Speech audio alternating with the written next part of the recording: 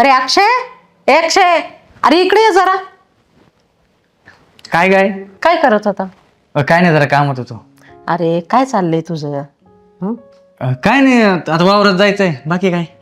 हेच कर रोज. हा, ती तुझी बायको झाली गडी आणि तू झालास बायको. तू कर घरातले कामं, ती करील बाहेरचे कामं. आता काय झाले, त्याच्यात काय चुकी? नोकरी ती करते ती. अरे लोक कुजबूज करतात आपल्याबद्दल, माहितीये का तुला?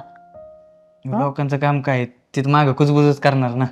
अरे भावकीत आपलं नाव खराब व्हायला लागले बाबा. हा, अरे नवी नवरी होती तोवर जमलं, झाली तिची हौस, आता घरात बसव की.